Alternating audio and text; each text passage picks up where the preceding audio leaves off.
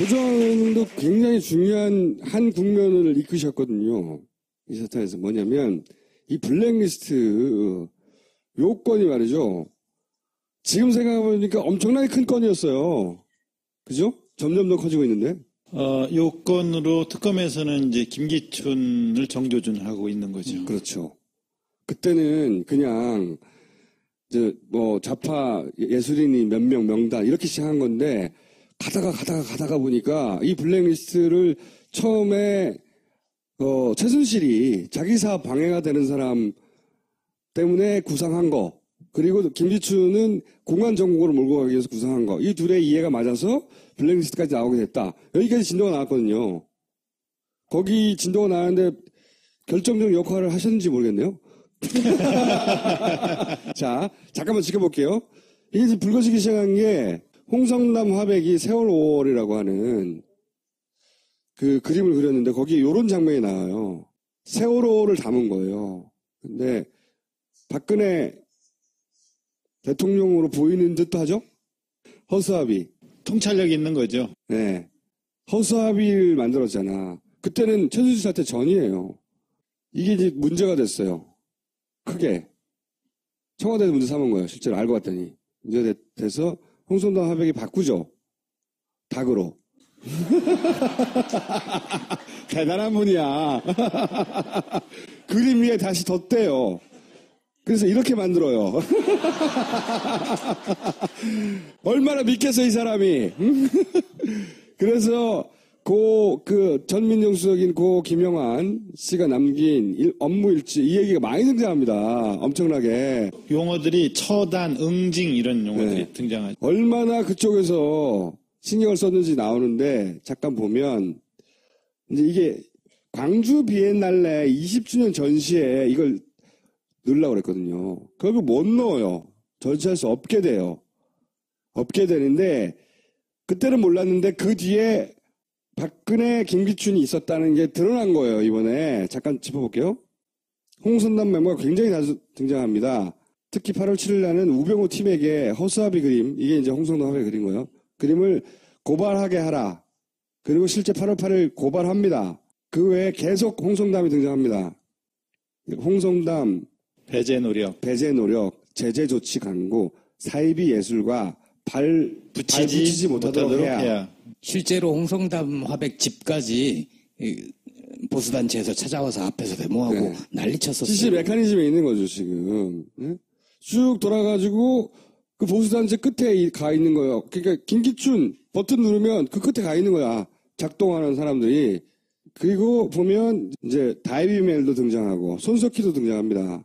다이빙벨을 국감장에서 성토하도록 당부해라. 부산영화제에서 나오고 뭐 어쩌고저쩌고 여타 죄책, 이게 무슨 뭘까.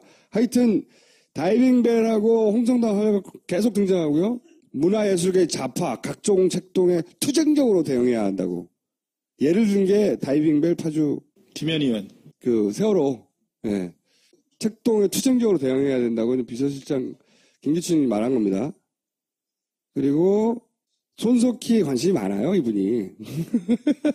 그리고 이종인 다이빙벨에, 네. 이상호 기자 다이빙벨 그때 세월호 정국이 아직도 끝나지 않았었기 때문에 끊임없이 관심을 가졌고, 그리고 이제 부산영화제에서 상영이 결국 되죠. 그런데 그다음부터 영화관 극장 잡기가 굉장히 어려워져요. 그것도 김기춘 비서실장이 대관료 등 자금 추적하라 지시를 직접 내려 메모들이 나오죠. 그리고 국감 당시 다이빙벨에 대해서 압박을 하고 새누리당 간사였던 시성범 의원에게 성토하라고 당부했고 실제 성토했어요. 보면은 대관료 자금 어음을 추적하래. 그다음 실체를 폭로하래. 이게 폭로할 실체가 없거든요. 폭로할 실체가 없는데 그 사람 머릿속에서는 그런 거지. 상영될 거로 살아니까 수사하라고. 홍성남 다이빙벨 계속 등장합니다. 그 다음에 이제 영화의 좌파인적 네트워크 파악할 필요가 있다. 이제 블랙리스트하고 이어진 얘기 있는 거죠. 그런 얘기 하고. 반면 이런 것도 등장해요. 영화 국제시장, 애국보수. 투자자가 구하기 힘들다. 문제가 있네.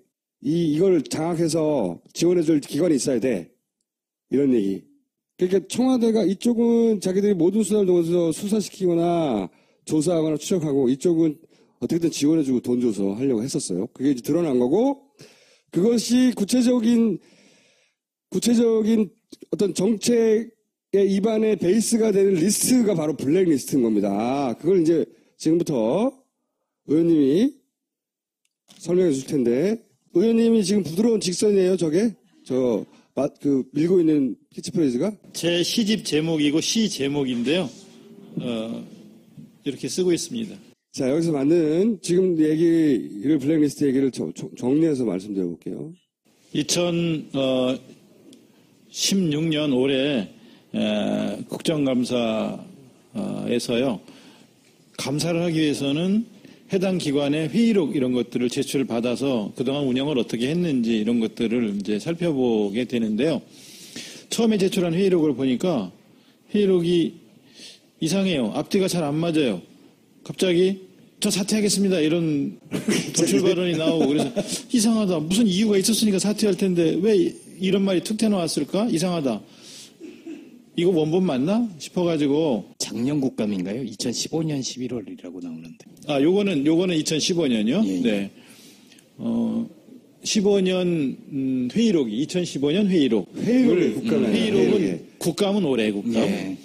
그래서 이제 회의록 원본 맞냐 그랬더니 맞다 그래서 아무래도 아닌 것 같아요. 이게 원본 아닌 느낌이 들어서 원본을 갖고 있을 만한 사람을 접촉을 해서 이걸 보여주면서 원본 맞는지를 확인해 봤어요. 그랬더니 한 여러 군데 편집한 그 편집본이다. 나중에 확인해 보니까 45페이지 회의록 중에 14페이지 분량을 삭제 편집한 거예요. 그렇게 해서 보낸 거예요. 보낸 내용 중에 이제 이런 내용이 있어요.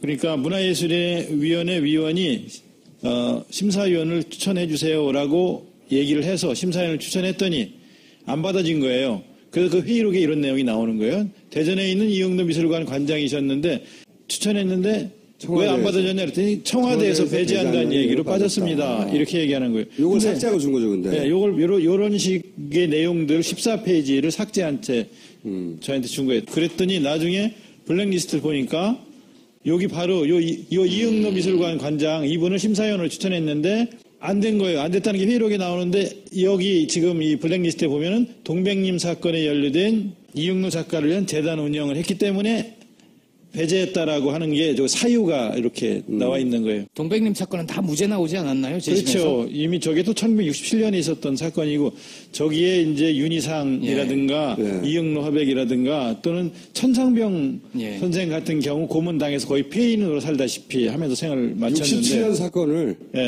이유로 배제하는 거예요. 김기춘 적이죠, 굉장히. 예. 그러니까 세상은 좌우로만 돼 있는 것이 아니라 전후도 있고 상하도 있고 동서남북도 있고 세상은 다양한데 그 넓은 공간을 좌우로만 나눠서 너 좌야 우야 그럼 너는 악이네 이렇게만 바라보면서 징계하라 뭐 배척하라 응징하라 처단하라 이렇게 심지어는 무죄 난 사건인데 네 이렇게 이제 나라를 운영해 온 거죠. 또 한번 넘겨보세요. 이런 것도 있더라고요. 도당한가 적시할다. 그럴만 했네. 네? 블랙리스트에 아니 이건 문학재거든요. 문학재. 저 충북 보은 조그만 군 단위에서 문학재를 18년 동안 해왔는데요. 제18회 오장화 문학재 학술 세미나 요거 지원한 걸 발견하고 지원하지 말라. 이유는 도정환과 함께 정치활동을 적극 참여한 거. 이건 문학활동이거든요. 정치활동이 아니라 문학활동이에요. 넘겨봐 주세요. 이런 거예요. 이런 세미나에 지원한 걸 발견하고 아니 도정환이 뭘 이런 거 행사를 한단 말이야? 이건 정치활동이야. 이렇게 해서 이제 지원을 못하게 했던 건데 이런 행사를 한 거예요. 그냥 100일장, 시 그림 그리기 대회, 시낭송 대회, 너무 위험하네요. 위험하고 정치적이야. 시낭송 너무 위험해. 그림도 그리고. 응?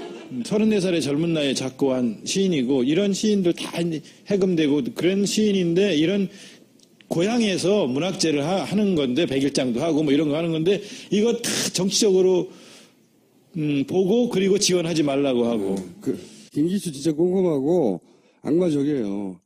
아까 그 녹음 심사위원이 녹음 파일 틀면서 안산 세월호 관련 그 지원한 사업이 하나 있는데 안 된다.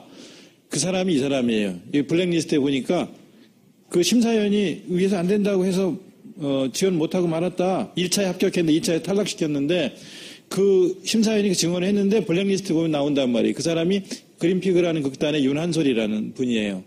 근데 이유는 문재인 지지했다는 거예요. 이게 의원님실에서 초기에 이 문제가 제기됐을 때 제보받은 것 중에 하나예요. 이것부터 제가 틀어볼게요. 그 한겨레 특종 아니었나요? 저희가 한겨레 신문에 준 거죠. 아, 그랬습니다. 그랬군요. 네. 이미 심사할 때 그거는 빼고서 다른 작품 가지고 2차를 해줬으면 좋겠다. 그걸 뺀 나머지 갖고 이렇게 됐던 거고 그때 얘기했던 게 세월호였고 윤한솔이었고 예 그리고 그래서 안 된다 곤란하다 위에서 그렇게 얘기가 나왔었고요. 나왔다고 이야기를 했고 밥을 먹으러 가서 예, 몇몇 리스트가 있다라는 이야기를 그냥 조심스럽게 하더라고요. 예. 그래서 그때 알았었어요. 아, 문의위에서 이렇게 몇몇 리스트가 있구나. 그러자 그 얘기를 듣고 겪은 사람들이 막 제보 전화를 해준 거예요. 그 중에 자기가 겪은 얘기를 한 거죠. 심사위원으로서. 네. 심사위원인데 리스트가 있더라. 그 얘기예요. 그 위가 어디겠느냐를 이제 계속 국정감사장에서는 추궁을 했는데 2015년에 국감에서도 그랬고 2016년 국감에서도 여기서 이야기하는 위가 어디냐. 근데 올해 회의록을 보니까 올해 문화예술위원회 회의록에 보니까 청와대라는 말이 나와요.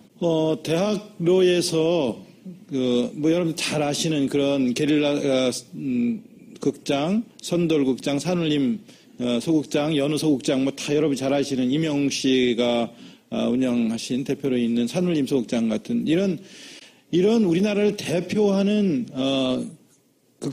극단들인데 매년 심사를 하면 점수가 높게 나와서 당연히 늘 지원을 받던 극단들인데 점수가 낮아져가지고 심의에서 제외시키거나 안 주거나 이렇게 하기 위해서 여러 가지 이제 위에서 리스트가 내려오는 거예요. 주지 말라. 이유는 문재인 지지했으니까. 이유도 써있네 자세히. 네. 네. 저런 극단들 이윤택, 이명 우리나라 대표하는 분들 아닙니까 연극계 그런 분들이 문재인을 지지했다는 이유로 배제시키기 위해서 심사해보면 점수가 높게 나오니까 지원하지 않을 수는 없으니까 어떻게 하냐면 대학로에 있는 극단은 제외 이렇게 하는 거예요. 대학로에 있는 극단은 제외. 대학로에 다 있는데 극단들이. 그러니까 위에서는 지시는 내려오고 지시를 공무원들이 이행을 해야 되고 국리 끝에 연초에 4월에 심의하지 않고 질질 끌다가 10월경에 지원을 결정하고 그러면 한 해가 다 지나가면 그 지원금 받아서 언제 무대에 작품을 올릴 수 있을지 모르겠는데 그러니까 망가지는 거죠. 연극 지원 사업 자체가 망가지는 것이고 그리고 대학로는 제외 이런 방법을 통해서 이 극단들을 배제시키는 거죠. 어쨌든 위에서 지시는 관철시켜야 되니까. 자, 오늘 또 새로 나온 얘기가 뭡니까? 한강. 소설가 한강도 블랙리스트 들어있는 거예요. 그러니까 적어도 우리나라가 지금 이제 가장 자랑스러워하는 그런 맨부커상 같은 것을 받은 작가도 그 작가의 작품 소년이 온다가 근데 왜 선정된 거죠? 왜 이렇게 블랙리스트에 올라가 있는 거죠? 소년이 온다라는 작품은 채식주의자보다도 작품성이 더 뛰어나죠. 근데 5.18을 다룬 거죠. 그러니까 그런 것들을 지원해서 이제 배제시키는 거죠. 배제시키고 블랙리스트에 올리다 보니까 한강뿐만 아니라 고은, 그 다음에 안도현, 정호승. 그러니까 그 다음에 연극인 같으면 아까 여기 나왔던 분들 중에 안 나온 분들이 손숙. 그러니까 이런 분들을 다 블랙리스트에 포함시키면 제가 오늘도 상임위 전체회에서 조윤선 장관한테 그런 얘기를 했어요. 이런 분들 다 빼놓으면 누구하고 문화예술 할 거냐. 이런 분들 다 블랙리스트에 명단에 집어넣어가지고서 다 배제시키고. 본인은 인정 안 하잖아요. 블랙리스트 작성 안 했다고. 본인은 안 했다고 하는데 유진용 장관은 퇴임 전에 봤다.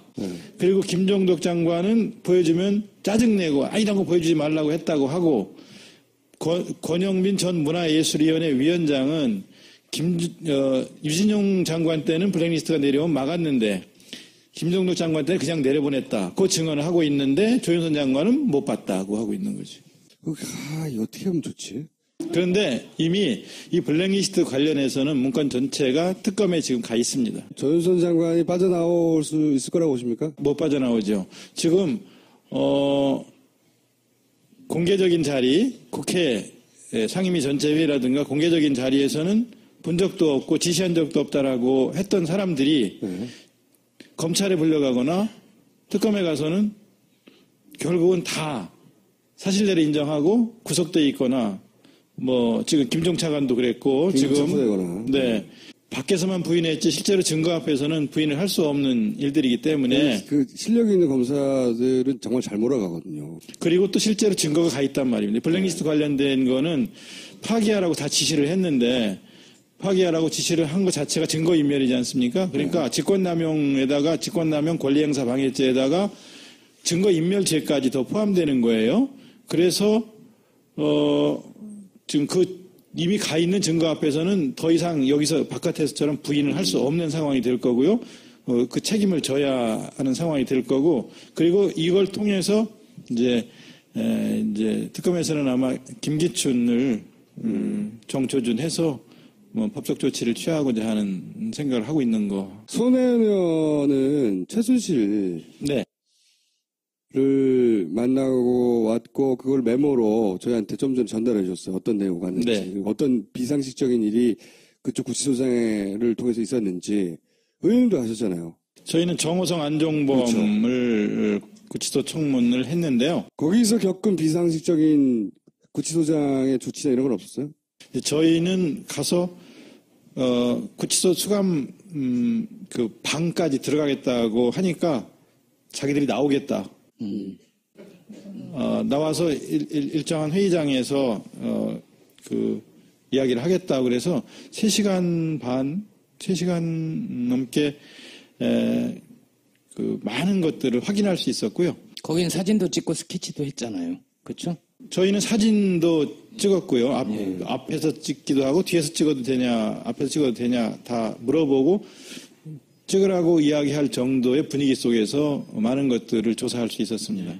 거기서 오늘 여기서 밝힐 수 있을 만한 새로 알게 된 사실 몇 가지 알려주세요. 많은 문건들이 최순실에게 갔는데 예. 최순실에게 간 게 맞느냐? 맞다.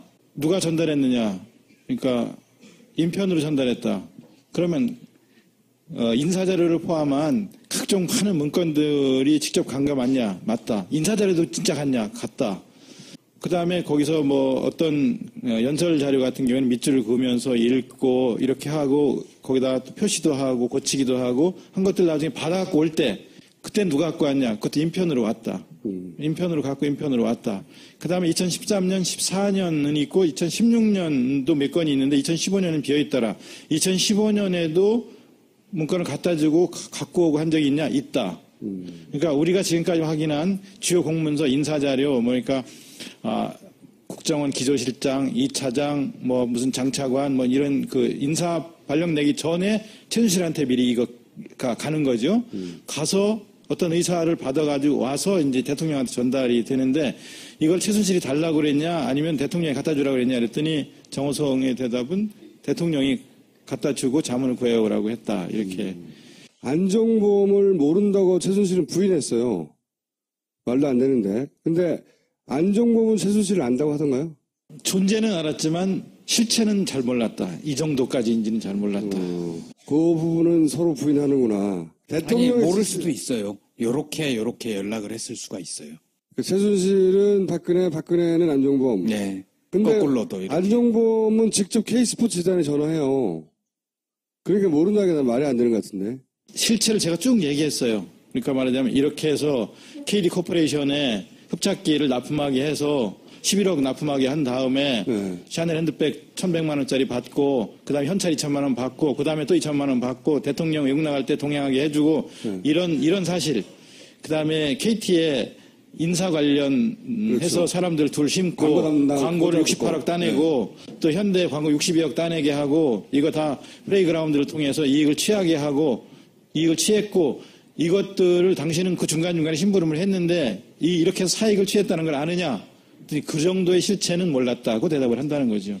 그렇게 해먹은 건 몰랐다. 존재는 알았지만. 얼토당토하는 조그마한 업체들을 계속 밀어주는데 스스로 몰랐다는 건 말이 안 되는데, 근데 어쨌든 최순실과의 관계는 일관되게 대부분 부인하려고 해요. 그 순간 대통령의 지시를 따른 게 아니라 이런 뇌물죄 정황 속에 들어가니까 그런 것 같아요, 아마도. 그죠? 그리고 실제로 이제 뭐 제3자 뇌물죄, 포괄적 뇌물죄가 적용될 수 있는 여러 근거들이 점점 이제 확보되는 거고 좁혀지는 거죠. 그리고 세월호 관련해서 당일날 2014년 4월 16일 날 네. 그날 대통령을 직접 가서 이런 관련 내용들을 서면 보고 말고 대면 보고를 직접 한 적이 있냐 이렇게 이제 이 관련해서 물었거든요. 그랬더니 우선 일정 얘기를 하면서 그 대통령의 일정이 그날은 비어 있었다. 일정은 자기가 짠다. 일정에 관해서는. 근데 앞뒤로 빽빽했는데 그날만 일정이 비어 있었다 하는 얘기를 하고요. 오전에 관저에 계속 있었다. 관저에 있었다고 말을 하는데 서면 보고는 계속 하면서 이 상황이 이렇게 위중할 텐데 달려가서 알리지 않았느냐 이렇게 이제 물었어요. 근데 점심 먹을 때까지도 자기들은 뭐 저는 구조됐다 뭐 이런 얘기를 들은 뒤에 이 정부가 참 잘하고 있어. 이름을 행정안전부에서 안전행정부로 바꾼 것도 참 잘한 일이야. 이러면서 앉아있다가 2시 후반부쯤 가서 이게 아니구나 사태가 심각하다는 생각이 들어서 그때 관저로 달려갔다고 얘기를 해요. 관저로 달려가서 직접 전달했냐 말을 했냐라고 물으니까 처음에는 했다고 그랬다가 나중에 봤냐 그랬더니 직접 했는지 인터폰으로 말을 했는지 지금 약간 명확하지 않다. 혼돈이 됩니다. 이렇게 대답을 해서 말을 좀 바꿨고요.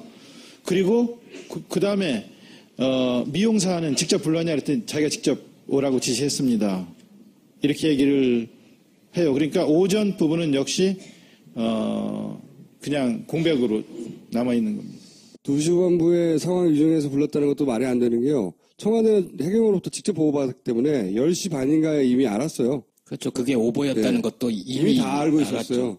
근데 이 대답도 사실 그날에 한해서는 짜여진 대답인 거죠. 몰랐고, 왜냐면 청와대 이것이 팩트입니다라고 공식적으로 해명했던 거 있잖아요. 자기들이.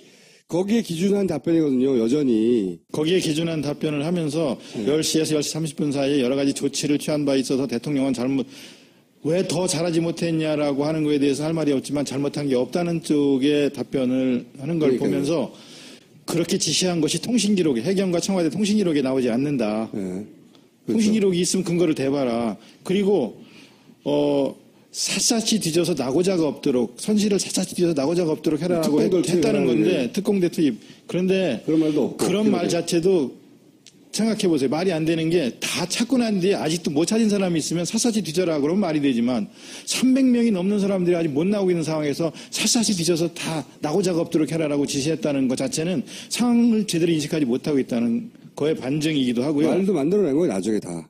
그런 기록이 없어요. 우리가 이때까지는 그런 줄 알았잖아요. 김장수 실장도 네. 유리창을 깨서라도 구해라고 했다고 말을 하는데 그게 어디 기록에 나오느냐. 팩트에도 없는데 그랬더니 제가 잘못 기억한 것 같습니다. 이렇게 말을 2년째 받고 그 주장을 해서 2년 반 가까이, 3년 가까이 그 주장을 하다가 이제 까보지 어딨냐고 하니까 그 말이 없는 거예요, 기록이. 다 거짓말하고 있었던 거예요, 이때까지.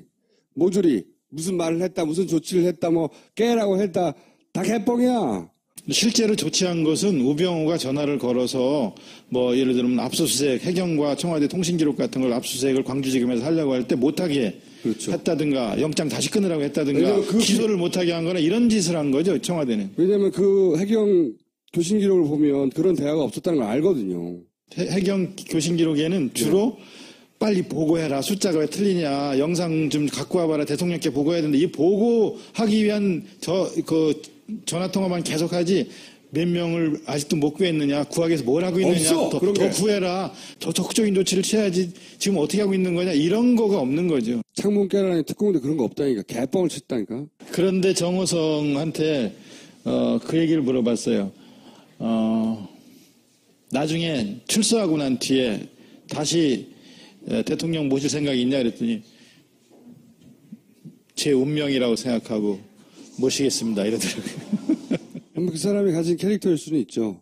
근데 이제 모시기는 힘들 거예요. 밖에 없어가지고.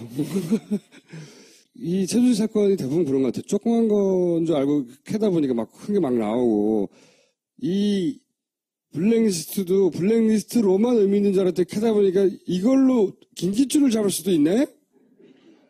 까지 간 거예요. 그죠? 거기에 큰 역할을 한 본인이 그렇게 주장하는 도주관 의원님 박수 부탁드립니다. 그렇습니다. 모닝 슈리탄을 3발을 던지신 분입니다. 예? 제가 보기엔 곧 전사자가 발생할 예정이에요. 수류탄을 투척하신 이혜원 의원을 모시겠습니다.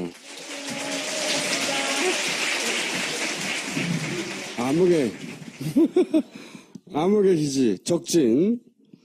여기를 나오신 소감이 어떠십니까? 적진이에요? 저 본진인 줄 알았는데. 본진이죠, 본진이. 아니, 여기가. 이제 야당 의원이시잖아요. 아, 그러게 말이에요. 여기는 이제 사실 저의 홍구라는 데 오신 건데. 네. 소감이 어떠십니까? 너무 재밌네요. 굉장히 생생해요. 생생해요? 네, 맨날 이렇게 그 스튜디오 가면은 짜놓고 큐하고 막 이런 게 있는데 여기는 그런 게 없이 굉장히 자연스럽네요. 네. 의원님이 오늘 아침에 갑자기 조윤선 최순실 알아!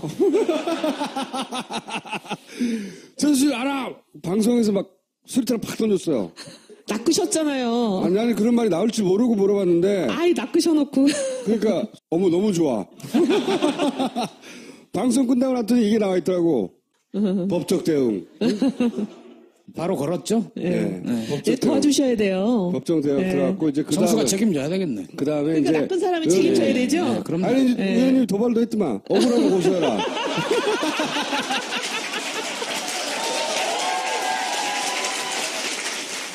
이 두 양반이 잘 우리가 모르는 사이에 세계의 대결을 벌여왔어요. 이 세 번째 대결이 벌어진 거예요, 지금. 앞에 두 대결이 뭐였어요? 선거 때 경선 때죠. 제가 허위사실 유포로 2번 고발당했어요. 한 번은 이혜훈에게 삼선의 힘을 이었는데 이게 허위사실 유포라고 걸었어요. 왜요? 이혜훈에게 삼선의 힘을 달라. 대부분 이제 후보로 나온 사람들이 내가 당선되면 뭐 하겠다, 당선되면 뭐, 강서의 탱크가 된다, 막 이런 얘기 하잖아요. 그러니까 당선되면이라는 전제로 선거의 캐치프레이즈를 만들고 현수막을 거는데, 이혜훈에게 삼선의 힘을 달라. 이건 내가 삼선이다 이 뜻이 아니잖아요. 그렇죠. 그랬는데 제가 이제 문자에 제가 현재 재선 의원이고 어쩌고저쩌고 하면서 재선 동안에 이렇게 서초구를 위해서 애썼습니다. 그러니 저에게 삼선의 힘을 주십시오. 이렇게 썼는데 그게 허위사실 유포로 걸렸어요. 삼선이라고 썼다고? 그래가지고 뭐 선거 때 온갖 괴로움을 다 당하고 거의 선거를 치를 수가 없었죠. 계속 뭐 조사해야 되고 사람 불러대고 뭐 보낸 명단 다 내놔라, 컴퓨터 내놔라 뭐 난리치니까 제 사무실이 요 무대보다 조금 작아요. 네.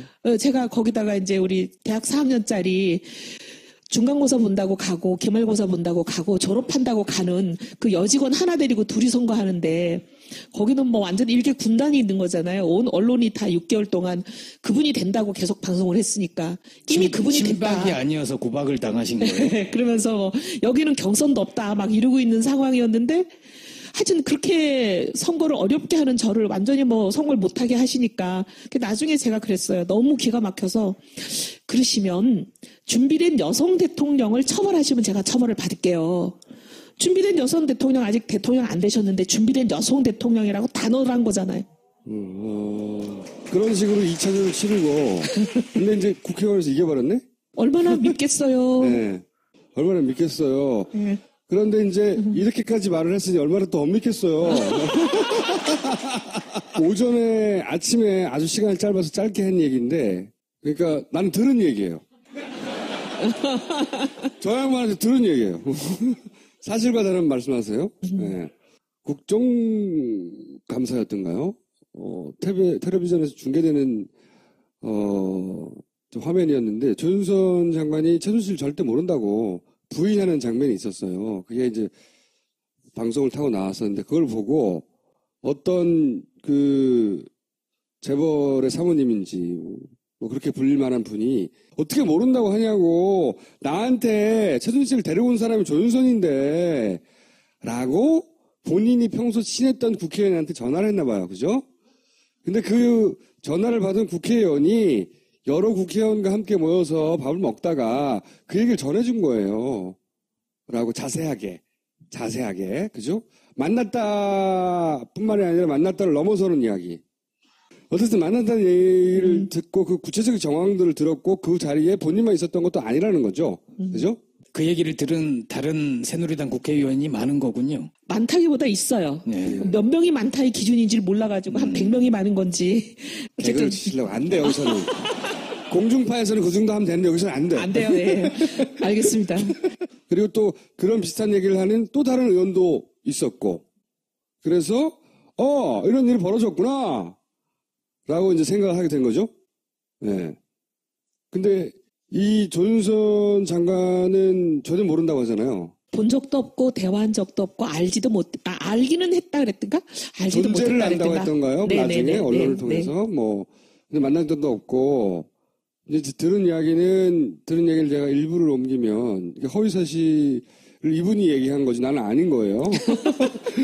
근데 그 외에 다른 얘기도 많이 했대요. 다른 얘기들 중에 여러 가지가 있는데 그 얘기는 이제 할 수 없다는 거죠. 이 소송이 지금 소장이 접수됐어요? 그건 모르겠어요. 본인이 고소장이 접수됐을 것 이렇게 얘기를 했으니까 며칠 있으면 저한테 오겠죠. 그러면 거꾸로 역으로 예를 들어서 무슨 무고로 건다든가 그래야 되는 거 아니에요? 그래서 제가 말씀드리는 게 이걸 특검이 좀 밝혀줬으면 좋겠다. 이거는 왜냐하면 굉장히 중요한 문제잖아요. 그렇죠. 지금 국정농단의 거의 핵심적인 이슈가 여기 문학의 블랙리스트 아닙니까?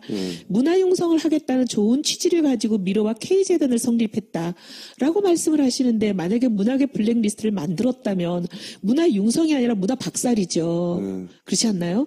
문화계에다가 정치권의 그 여러 가지 이해관계 복잡한 것을 끌어들여서 문화계를 정치판으로 만들고 싸움판을 만든다면 문화가 융성이 되겠습니까? 박살이 나겠습니까? 그러니 어쨌든 문학의 블랙리스트를 만들었냐 안 만들었냐가 그 자체로도 중요하지만 또 다른 의미로는 문화 융성을 위해서 미로와 K를 만들었다고 하는 게 진정성이 얼마나 있느냐를 볼 수 있는 리트머스 시험지가 되는 거잖아요. 근데 이 문학의 블랙리스트에 지금 핵심에 계시는 분이잖아요. 그렇죠. 그리고 이 문학의 블랙리스트는 지금 여러 가지 언론 보도가 제기하는 의혹은 최신수 씨가 배후에 있을 거다 이거잖아요. 블랙리스트의 끝에 최순실 씨가 있다고 있을 거다고 지금 많은 분들이 의혹을 갖고 그걸 규명해달라는 거예요. 진실을 알고 싶으니까. 근데 진실을 규명하려면 이분과 그분의 관계도 규명이 돼야 되는 핵심 쟁점 중에 하나 아닐까요?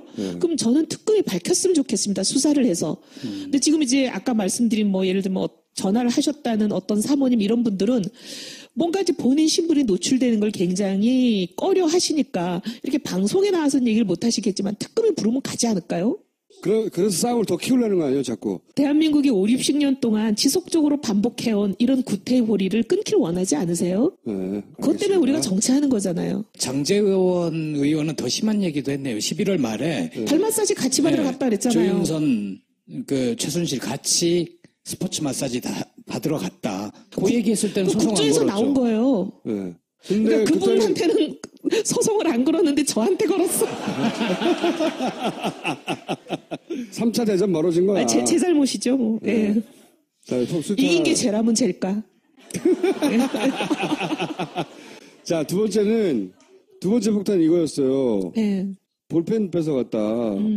이게 이제 기록 수사를 다 뺏어갔던 거예요?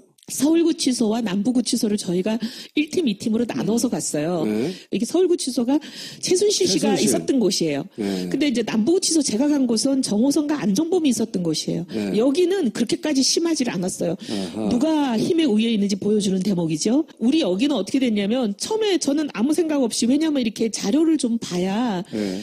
워딩도 정확하게 물어볼 거 아니에요. 워딩을 또 제 맘대로 적당히 얘기했다 또 허위사실 공표에 걸리면 어떡해요. 그래서 이제 검찰 공소장에 나온 워딩을 그대로 적어갔으니까 이렇게 네가 말했냐 물어보려고 그걸 적어간 쪽지를 들고 있었더니 내놓으라 그러시더라고요. 종이 한 장도 안 되고 볼펜 한 자루도 안 되고 모든 게 안 된다 다 했어요. 말도 안 되네. 그래서 진짜. 제가 볼펜은 좀 들고 가면 안 될까요? 그랬더니 볼펜도 안 됩니다. 이래갖고 내놓으라 그래서 볼펜은 이제 반납했어요. 그리고 이제 들어갔는데 그 안에 들어가니까 그 안에 계시는 분은 굉장히 마음씨가 좋은 분인지 제가 자꾸 이제 이렇게 하니까 그분이 연필을 하나 갖다 주셨어요. 그러니까 이분들 주장은 남부구치소에서 룰은 아무것도 못 주고 볼펜도 안 주고 안 되는 건데 종이 한 장도 안 되는 건데 저를 도와주느라고 연필도 갖다 주고 했는데 왜 방송에 가서 연필 줬는데. 네, 왜 방송에 가서 볼펜 뺏겼다는 얘기만 하고 연필 줬다는 얘기는 안 했냐. 양쪽이 기본적으로 비슷한 정책이었는데 저쪽은 훨씬 심했지만 여기 좀 덜했다. 그러니까 보니까 룰은 정해놓은 것 같아요. 양자 청문회를 할 때 절대로 뭐 핸드폰 안 되고 카메라는 당연히 아예 그냥 대문 안에도 못 들어오는 거더라고요. 대문 밖에서 그 언론인들이 그 추운 데서 고생하고 길가에 서 있었어요. 카메라는 아예 밖에 있는 거고. 그다음에 이제 우리는 대문 안에는 들어갔는데 처음 그 게이트에서는 이 모든 게 다 뺏겼어요. 뭐 핸드폰 물론 심지어 신분증이 온갖 것 다 뺏기고 탈탈 털려서 옷만 입고 딱 들어갔는데 나중에 이제 그 안종범이랑 정호성 씨가 있는 접견실 거기 가서는 한참 계속 우리가 막 이렇게 하니까 연필 갖다 주셨어요. 그러니까 이제 그 갖다 준 연필도 분은 없는데 뭘 했어요? 그래서 막 이렇게 했더니 종이도 한 장 주셨어요. 안에서 약간의 편의를 봐준 건데 예. 원칙적으로 다 뺏었다. 네. 애초에. 근데 저쪽 서울구치소는 우리하고 사정이 완전히 달라요. 거기는 무시무시한 최순실 씨가 계시니까 그랬는지 막 그 경호원 비슷한 사람들이 막 의원들에게 위협을 가하고 뭐 별짓을 다 한 것 같아요. 자, 그래서 이제 연필은 줬다네요. 그러면서 꼭 연필 줬다는 얘기를 이후 방송에서 해달라고 그러셨어요. 아마 이제 최순실 씨에 대한 신경을 많이 썼겠죠, 거기서는. 네. 양쪽 모두에서 보고를 받고 누군가가 지시를 했겠죠. 안에 있는 교도관 그분이 굉장히 잘해주셨어요. 밖에 있는 분은 그게 아니었는데 안에 있는 분은 잘해주셔가지고 나중에 끝나고 제가 저희 기념인데 사진 한 장만 찍으면 안 될까요? 이랬더니 처음에 안 된다 그러더니 좀 한 번만 하게 해주세요. 그럼 얼굴이 안 나오게 찍을게요. 이제 별난리를 다쳐가지고 처음에 이제 뒷모습을 찍었어요. 정호성, 안정범, 정호성이 이렇게 있고 뒤에서 이분들은 머리만 이렇게 시커멓게 나오게 우리가 나오게 이렇게 찍었는데 이왕 찍은 김에 얼굴이 나오면 더 좋잖아요 해가지고 한 장 더 앞에서 찍었어요. 그러니까 저는 기가 막힌 게 청문회를 못하게 하는 것도 어이가 없고 청문회 하러 가는 사람들한테 자료도 안 된다. 종이 한 장도 안 된다. 뭐 필기구도 안 된다. 뭐 볼펜이든 연필이든 아무것도 안 된다. 이 룰을 정한 분은 이 교도소장이 아닐 거예요. 당연하죠. 구치소장이 아닐 거고 구치소장이 아니고. 분명히 위에서 왔으니까 어디서 이분들 왔겠어 이게. 어디겠어요. 법무부가 가능하는데 네. 범인은 김기춘이다. 범인 평범한 사람. 나는 그런 말을 하지 않았어. 누구 시켰냐는지 꼭 밝혀내야 돼요. 이거는 그 입법기관이 한 사람 입법기관 국회의원들의 국정조사를 막은 거거든요. 사실 국회의원들은 아무것도 아니고 국회의원들은 국민들의 그 궁금증과 진실을 알고 싶어하는 마음을 대변해서 간 사람들이니까 국민을 막은 거죠. 그거 제 말이 그 말이고요. 굉장히 정치적 판단인데 시킨 사람이 있는 겁니다. 시킨 사람을 찾아내야 되는 거예요. 그 사람이 이 최순실 사태 방조자 혹은 묵인자 아니면 공범인 거예요. 그 사람이. 주범일지도 몰라요. 내가 말 안 했어요? 그 사람 잡아내야 된다고 봅니다. 굉장히 중요한 이슈를 던지신 거라고 봐요. 의원님 특검에서 참고인으로 부르면 가실 거예요? 가야죠. 가야죠. 네. 그래서 그 재벌 부인이 누군지 그 말을 전해준 의원이 누군지 얘기해야죠. 특검에서는 말해야죠. 얘기해야죠. 아니 그리고 특검이 예를 들면 탄핵의 판결이 끝났다고 해서 특검이 해체하지 말고 특검은 기간을 더 연장했으라도 남은 잔불들도 좀 정리해 주시면 안 될까요? 잔불들. 그 얘기는 또 다음에 하고 이거 네. 하나 더 드셨는데 이게 뭐냐면 또 나경원한테도 당하는 거예요? 아니 나 의원은 오늘 저한테 많이 전화해서 어필을 했어요. 네, 뭐라고요? 아니 뭐 그게 아니지 않냐. 그래서 제가 좀 인간적으로 미안합니다. 근데 뭐 어떻게 했어요? 나경원은 왜 탈당 같이 안 했냐고 김성태한테 제가 물어봤어요. 그랬더니 김성태 의원이 글쎄 그 나한테 울면서 전화 왔는데 여기서 시작된 거예요. 흐느꼈다 그랬다며. 흐느끼면서 그래서 아니 왜 정강정책이 자기하고 안 맞는다고 하면서 흐느꼈을까? 정강정책이 너무 슬펐나? 근데 그게 궁금증을 가지고 있었는데 오늘 마침 나오셔가지고 나경원 의원이 흐느낀 이유에 대해서 설명을 했죠. 짧게. 한마디로 말하면 이제 본인이 그 원내대표가 되고 싶었는데 졌잖아요. 근데 이제 탈당해서 새로운 당을 만드는데 그때는 친박과 비박이 정명충돌했는데 몇 표 차이로 진 건데 비박만 나가는 곳에서도 원내대표가 안 되면 얼굴이 안 쓴다는 생각을 본인이 한 것이 아닐까? 라고 추정을 하게끔 저를 유도했죠. 그 방송을 듣는 기자들 다 그렇게 알아들었나 보죠? 다 유도당한 거야. 응? 그래서 안 나간 게 아니겠는가. 라고 폭탄을 수류탄 한 대 더 던지셨잖아요. 제가 어제 나갔던 종편 패널의 얘기를 인용했는데 그렇게 됐어요. 그분이 그렇게 말씀하신 거긴 한데. 아, 그분한테 던지시는 거예요? 지금 폭탄 돌리게 하는 거 아니에요? 이렇게 눈물이 좀 많나 봐요. 나경원 의원이. 감성적인 것 같아요. 자주 눈물을 보이죠. 아침에 했던 얘기하고는 다르네요.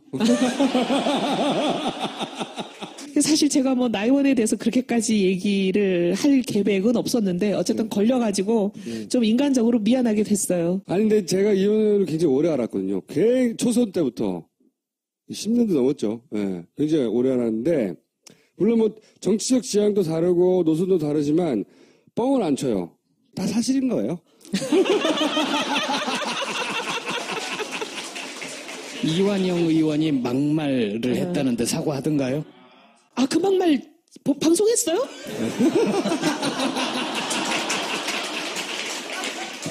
아, 여기 폭탄이 딴 데 있는 게 여기 있네요. 그럼요. 저는 폭탄이 우리 당에 있는 줄 알고 당을 나왔는데. 지상파에서는 제가 몇 글자인지 모르게 이렇게 땡땡땡땡이랑 했다고 했고, 허파이스에서 그냥 했어요. 아유, 정말 이거 정말 민망합니다. 이게 제가 당에서 그런 꼴을 많이 당하는 걸 이렇게 공개적으로. 동료 의원한테 그렇게 얘기해요, 국회의원들이? 처음 들었어요. 아, 물론 의총에 들어가면 친박 의원들한테서 그런 얘기를 좀 듣죠. 요즘 그런 얘기 들어도 싸죠. 아, 그래서 한두 번 듣고는 이제 의총을 안 갔죠. 네. 아니 근데 거기 회의장이었을 거 아니에요. 국조특위장이죠. 국조특위장이었는데 카메라는 이제 나가고 비공개로 회의를 진행하는 상황이었어요. 네. 근데 이제 사실 너무 망신살스럽고 이런 말하면 참 그렇지만 네. 그렇게 나오시는 분하고 거기에서 막 맞서서 얘기를 하다 보면 저도 똑같은 사람이 될 것 같아서 그냥 어쨌든 이거는 통과시켜야 된다고 이제 통과되는 걸 보고 무슨 얘기인지 조금 설명을 드리면 국조특위 첫 회의니까 국조특위를 어떻게 운영할 건지 운영 규칙을 정하는 날입니다. 근데 우리 그때 당시 제가 새누리당 소속이니까 새누리당 간사세요. 근데 간사라고 하는 건 국회의원들 중에 어떤 역할을 하는 거냐면 소속당의 의원들의 의견을 수렴해서 위원장하고 협상을 하는 일종의 소통 창구예요. 자기 혼자 자기 뜻을 얘기하는 게 아니고. 근데 우리한테 이런 방구 사전에 협의가 없었어요.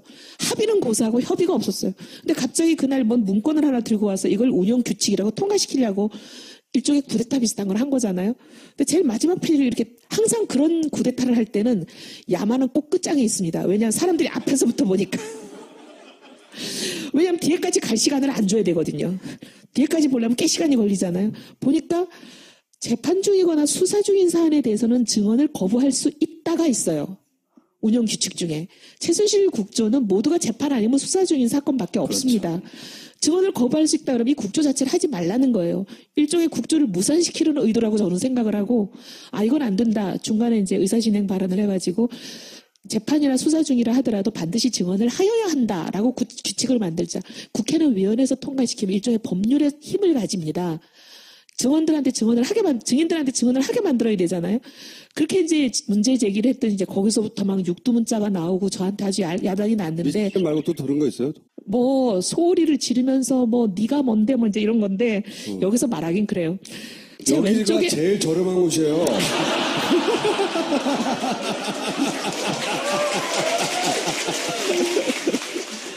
제 왼쪽에 이완영 의원, 오른쪽에 이만희 의원이 앉았으니 누군지 아시죠? 스테레오로 당했어요. 스테레오로 당해가지고 막 정신이 하나도 없는데 제 평생 공개적으로 그런 욕은 처음 들어봐가지고 의총에서 저한테 막 욕지거리를 하는 분이 몇 분이 있었지만 이렇게 막 스테레오로 당해본 건 처음이어가지고 너무 기도 막히고. 근데 왜냐면 그 회의실에 CCTV가 있거든요. 저는 거기에 잡혀가지고 제가 또 꼴싸나운 모습으로 욕지거리 하는 사람들 사이에 껴있는 모습이 어디 방송이라도 될까봐 어쨌든 빨리 이제 위원장한테 얘기하고 위원장이 방망이를 쳤어요. 하여야 한다로 방망이를 치자마자 전 그냥 나와버렸어요. 근데 나오는데 막 뒷꼭지를 내고 어떻게나 큰 소리로 욕을 하시는지. 그래서 는 굉장히 약한 욕이었던 거네요. 그럼 계속 소화된 거네요. 예, 그래서 제가 우리 저기 비서 보고 야 저기 CCTV에 오디오 나오는지 좀 알아봐라 미치겠다. 아니, 창피해서. 그거는 의원님이 창피한 게 아니에요. 그런데 낀 거 자체가 정말 창피하죠. 아우, 우리 틀어줘야 되는데, 그런 거. 오디오가 없대요. 어? 오디오는 안 된대요. 아, 그 화면만 CCTV. 하는 거래요. 아깝다. 그럼 나중에 입을 맞춰보죠, 뭐. 아유, 근데 하여튼 저는 국조에 대해서 유감인 거는 이런 일들이 일어나서 열심히 한 국조가 완전히 그냥 국민들 앞에 어이없는 국조가 된 게 제일 슬퍼요. 이완영 의원 스토리 하나 말씀드리면 이 양반이 행시 끝나고 처음에 감사원을 가요. 그래서 경북에 감사를 나가. 근데 거기서 돈을 받아. 그래서 거기서 잘려요. 파면을 당해요. 첫 감사에서. 네. 근데 자기 경력에 감사원 경력을 숨겨요. 나중에 노동부의 경력으로 다시 채용되거든. 그러니까 감사원 역사상 감사에 나가서 돈을 받고 잘린 첫 케이스인 거예요. 예, 오늘 나오셔서 감사합니다. 감사합니다.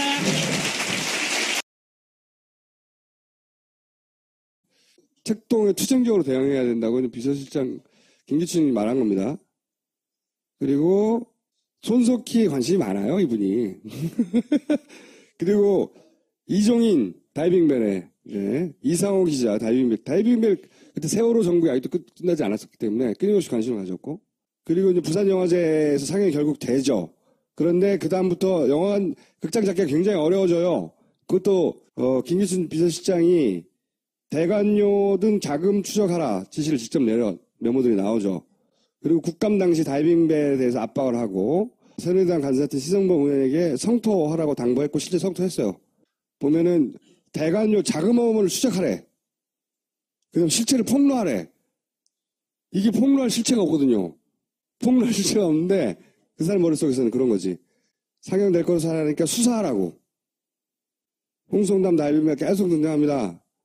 그 다음에 이제 영화의 자파인적 네트워크 파악할 필요가 있다. 이제 블랙리스트하고 이어진 얘기 있는 거죠. 그런 얘기 하고. 반면 이런 것도 등장해요. 영화 국제시장, 애국보수. 투자자가 구하기 힘들다. 문제가 있네. 이걸 장악해서 지원해줄 기관이 있어야 돼. 이런 얘기. 그러니까 청와대가 이쪽은 자기들이 모든 수단을 통해서 수사시키거나 조사하거나 추적하고 이쪽은 어떻게든 지원해주고 돈 줘서 하려고 했었어요. 그게 이제 드러난 거고, 그것이 구체적인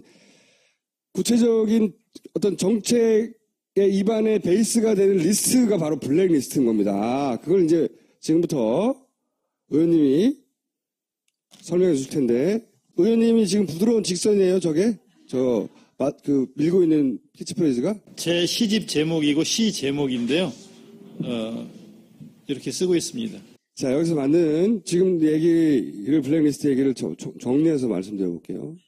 2016년 올해 국정감사에서요. 감사를 하기 위해서는 해당 기관의 회의록 이런 것들을 제출을 받아서 그동안 운영을 어떻게 했는지 이런 것들을 이제 살펴보게 되는데요. 처음에 제출한 회의록을 보니까 회의록이 이상해요. 앞뒤가 잘 안 맞아요.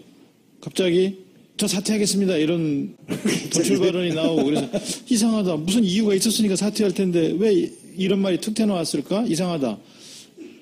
이거 원본 맞나? 싶어가지고. 작년 국감인가요? 2015년 11월이라고 나오는데.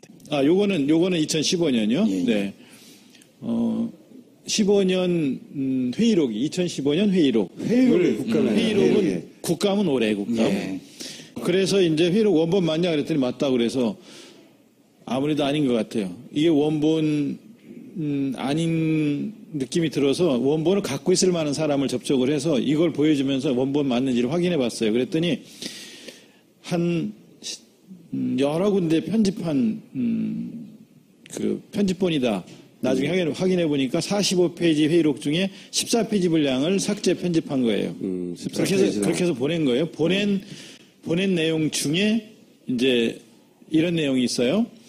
그러니까 문화예술위원회 위원이 심사위원을 추천해 주세요라고 얘기를 해서 심사위원을 추천했더니 안 받아진 거예요. 고정도 굉장히 중요한 한 국면을 이끄셨거든요. 이 사건에서 뭐냐면, 이 블랙리스트 요건이 말이죠. 지금 생각해보니까 엄청나게 큰 건이었어요. 그죠? 점점 더 커지고 있는데. 요건으로 특검에서는 이제 김기춘을 정조준하고 있는 거죠. 그렇죠.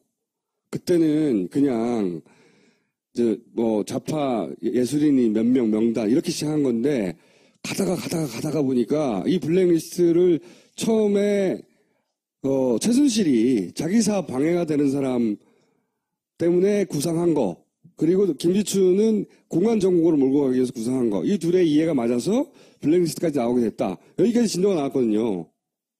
거기 진도가 나왔는데 결정적 역할을 하셨는지 모르겠네요. 자, 잠깐만 지켜볼게요. 이게 지금 불거지기 시작한 게 홍성남 화백이 세월 5월이라고 하는 그 그림을 그렸는데 거기에 이런 장면이 나와요. 세월호를 담은 거예요. 근데 박근혜 대통령으로 보이는 듯도 하죠? 허수아비. 통찰력이 있는 거죠. 네. 허수아비를 만들었잖아. 그때는 최순실 사태 전이에요. 이게 이제 문제가 됐어요. 크게. 청와대에서 문제 삼은 거예요. 실제로 알고 봤더니. 문제가 돼서 홍성남 화백이 바꾸죠. 닭으로. 대단한 분이야. 그림 위에 다시 덧대요. 그래서 이렇게 만들어요. 얼마나 믿겠어, 이 사람이. 그래서 전민정 수석인 김영환 씨가 남긴 업무 일지, 이 얘기가 많이 등장합니다. 엄청나게. 용어들이 처단, 응징 이런 용어들이 네. 등장하죠. 얼마나 그쪽에서 신경을 썼는지 나오는데, 잠깐 보면, 이제 이게 광주 비엔날레 20주년 전시에 이걸 넣으려고 그랬거든요. 그걸 못 넣어요. 전시할 수 없게 돼요. 없게 되는데, 그때는 몰랐는데 그 뒤에 박근혜, 김기춘이 있었다는 게 드러난 거예요, 이번에. 잠깐 짚어볼게요. 홍선남 메모가 굉장히 자주 등장합니다. 특히 8월 7일 날은 우병우 팀에게 허수아비 그림, 이게 이제 홍성남 화백이 그린 거예요. 그림을 고발하게 하라. 그리고 실제 8월 8일 고발합니다. 그 외에 계속 홍성남이 등장합니다. 홍성남, 배제 노력, 제재 조치 강구, 사이비 예술과 발 붙이지 못하도록 해야. 실제로 홍성담 화백 집까지 보수단체에서 찾아와서 앞에서 데모하고 네. 난리쳤었어요. 지시 메커니즘에 있는 거죠, 지금. 네? 쭉 돌아가지고 그 보수단체 끝에 가 있는 거예요. 그러니까 김기춘 버튼 누르면 그 끝에 가 있는 거야. 작동하는 사람들이. 그리고 보면 이제 다이빙벨도 등장하고 손석희도 등장합니다. 다이빙벨을 국감장에서 성토하도록 당부해라. 부산영화제에서 나오고 뭐 어쩌고저쩌고 여타 죄책 이게 무슨 뭘까. 하여튼 다이빙벨하고 홍성남 화백이 계속 등장하고요. 문화예술계의 좌파 각종 책동에 투쟁적으로 대응해야 한다고. 예를 든 게 다이빙벨 파주 김현 의원. 그 세월호. 예. 예요. 그래서 그 회의록에 이런 내용이 나오는 거예요. 대전에 있는 이영도 미술관 관장이셨는데 추천했는데 왜 안 받아줬냐 그랬더니 청와대에서 배제한다는 얘기로 빠졌습니다. 이렇게 얘기하는 거예요. 요걸 삭제하고 준 거죠, 근데. 네, 요런 식의 내용들 14페이지를 삭제한 채 저한테 준 거예요. 그랬더니 나중에 블랙리스트를 보니까 여기 바로 이영도 미술관 관장 이분을 심사위원으로 추천했는데 안 된 거예요. 안 됐다는 게 회의록에 나오는데 여기 지금 이 블랙리스트에 보면은 동백님 사건에 연루된 이영도 작가를 위한 재단 운영을 했기 때문에 배제했다라고 하는 게 저 사유가 이렇게 나와 있는 거예요. 동백님 사건은 다 무죄 나오지 않았나요? 재심에서? 그렇죠. 이미 저게 또 1967년에 있었던 사건이고 저기에 이제 윤희상이라든가 예. 이영로 화백이라든가 또는 천상병 예. 선생 같은 경우 고문당해서 거의 폐인으로 살다시피 하면서 생활을 마쳤는데 67년 사건을 예. 이유로 배제하는 거예요. 김기춘 적이죠, 굉장히. 예. 그러니까 세상은 좌우로만 돼 있는 것이 아니라 전후도 있고 상하도 있고 동서남북도 있고 세상은 다양한데 그 넓은 공간을 좌우로만 나눠서 너 좌야 우야 그럼 너는 악이네 이렇게만 바라보면서 징계하라 뭐 배척하라 응징하라 처단하라 이렇게 심지어는 무죄 난 사건인데. 네 이렇게 이제 나라를 운영해 온 거죠. 또 한번 넘겨보세요. 이런 것도 있더라고요. 도당한가 적시할다. 아, 그럴만 했네. 블랙리스트에 아니 이건 문학재거든요. 문학재. 저 충북 보은 조그만 군 단위에서 문학재를 18년 동안 해왔는데요. 제18회 오장화 문학재 학술 세미나 요거 지원한 걸 발견하고 지원하지 말라. 이유는 도정환과 함께 정치활동을 적극 참여한 거. 이건 문학활동이거든요. 정치활동이 아니라 문학활동이에요. 넘겨봐 주세요. 이런 거예요. 이런 세미나에 지원한 걸 발견하고 아니 도정환이 뭘 이런 걸 행사를 한단 말이야? 이건 정치활동이야. 이렇게 해서 이제 지원을 못하게 했던 건데 이런 행사를 한 거예요. 그냥 100일장, 시 그림 그리기 대회, 신앙송 대회, 문학 강연. 위험하고 정치적이야. 신랑서 너무 위험해. 그림도 그리고. 응? 34살의 젊은 나이에 작고한 시인이고 이런 시인들 다 해금되고 그런 시인인데 이런 고향에서 문학제를 하는 건데 100일장도 하고 뭐 이런 거 하는 건데 이거 다 정치적으로 보고 그리고 지원하지 말라고 하고. 김기춘 진짜 꼼꼼하고 악마적이에요. 아까 그 녹음 심사위원이 녹음 파일 틀면서 안산 세월호 관련 그 지원한 사업이 하나 있는데 안 된다. 그 사람이 이 사람이에요. 이 블랙리스트에 보니까 그 심사위원이 위에서 안 된다고 해서 지원 못하고 말았다. 1차에 합격했는데 2차에 탈락시켰는데 그 심사위원이 증언을 했는데 블랙리스트 보면 나온단 말이에요. 그 사람이 그린피그라는 극단의 윤한솔이라는 분이에요.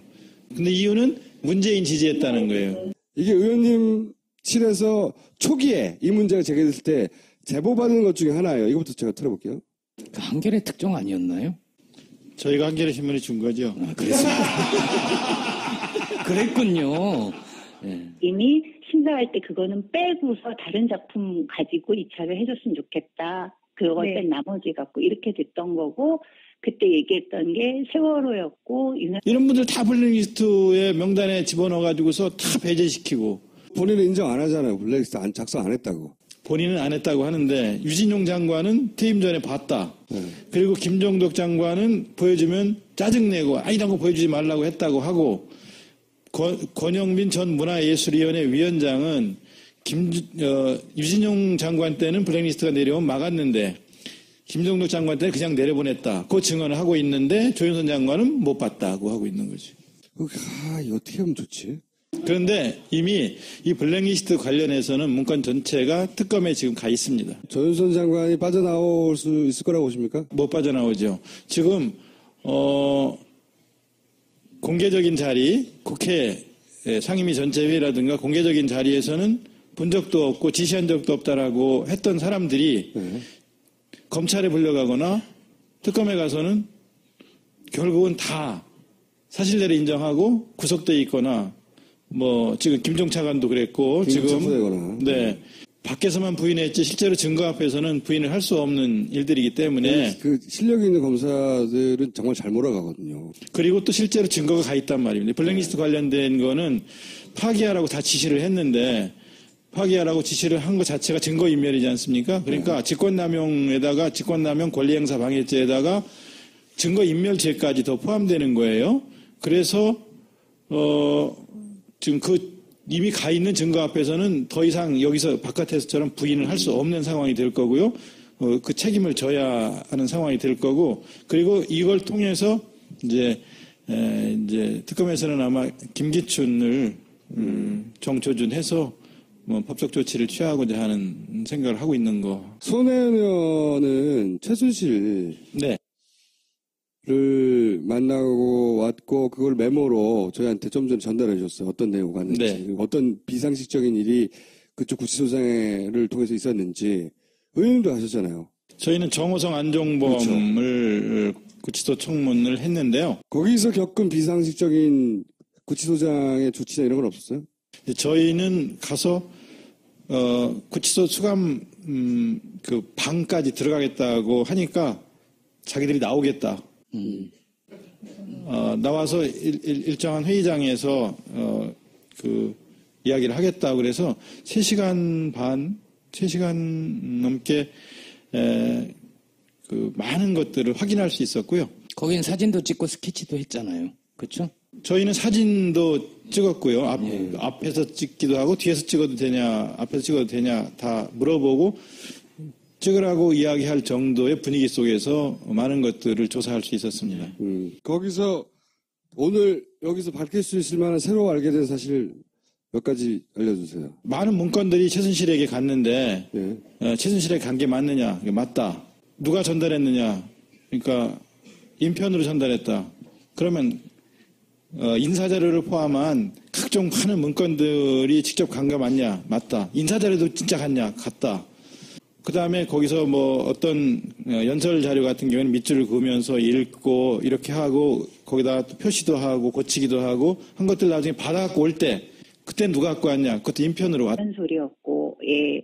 그리고 그래서 안 된다, 곤란하다, 위에서 그렇게 얘기가 나왔었고요. 나왔다고 이야기를 했고, 밥을 먹으러 가서 예, 몇몇 리스트가 있다라는 이야기를 그냥 조심스럽게 하더라고요. 예. 네. 그래서 그때 알았었어요. 아, 문의위에서 이렇게 몇몇 리스트가 있구나. 그러자 그 얘기를 듣고 겪은 사람들이 막 제보 전화를 해준 거예요. 그 중에 자기가 겪은 얘기를 한 거죠. 심사위원으로서. 네.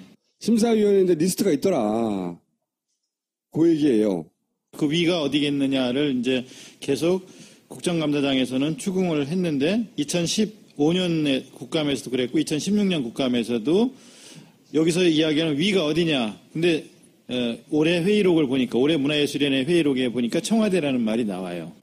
대학로에서 뭐 여러분 잘 아시는 그런 게릴라 극장, 선돌극장, 산울림 소극장, 연우 소극장 뭐 다 여러분 잘 아시는 임영웅 씨가 운영하신 대표로 있는 산울림 소극장 같은 이런 우리나라를 대표하는 극단들인데 매년 심사를 하면 점수가 높게 나와서 당연히 늘 지원을 받던 극단들인데 점수가 낮아져가지고 심의에서 제외시키거나 안 주거나 이렇게 하기 위해서 여러 가지 이제 위에서 리스트가 내려오는 거예요. 주지 말라. 이유는 문재인 지지했으니까. 이유도 써있네 자세히. 네. 저런 극단들 이윤택, 이명웅 우리나라 대표하는 분들 아닙니까 연극계 그런 분들이 문재인을 지지했다는 이유로 배제시키기 위해서 심사해보면 점수가 높게 나오니까 지원하지 않을 수는 없으니까 어떻게 하냐면 대학로에 있는 극단은 제외 이렇게 하는 거예요. 대학로에 있는 극단은 제외. 대학로에 다 있는데 극단들이. 그러니까 위에서는 지시는 내려오고 지시를 공무원들이 이행을 해야 되고 국리 끝에 연초에 4월에 심의하지 않고 질질 끌다가 10월경에 지원을 결정하고 그러면 한 해가 다 지나가면 그 지원금 받아서 언제 무대에 작품을 올릴 수 있을지 모르겠는데 그러니까 망가지는 거죠. 연극 지원 사업 자체가 망가지는 것이고 그리고 대학로는 제외 이런 방법을 통해서 이 극단들을 배제시키는 거죠. 어쨌든 위에서 지시는 관철시켜야 되니까. 자, 오늘 또 새로 나온 얘기가 뭡니까? 한강. 소설가 한강도 블랙리스트 들어있는 거예요. 그러니까 적어도 우리나라가 지금 이제 가장 자랑스러워하는 그런 맨부커상 같은 것을 받은 작가도 그 작가의 작품 소년이 온다가 근데 왜 선정된 거죠? 왜 이렇게 블랙리스트에 올라가 있는 거죠? 소년이 온다라는 작품은 채식주의자보다도 작품성이 더 뛰어나죠. 근데 5.18을 다룬 거죠. 그러니까 그런 것들을 지원해서 이제 배제시키는 거죠. 배제시키고 블랙리스트에 올리다 보니까 한강뿐만 아니라 고은, 그 다음에 안도현, 정호승, 그러니까 그 다음에 연극인 같으면 아까 여기 나왔던 분들 중에 안 나온 분들의 손숙.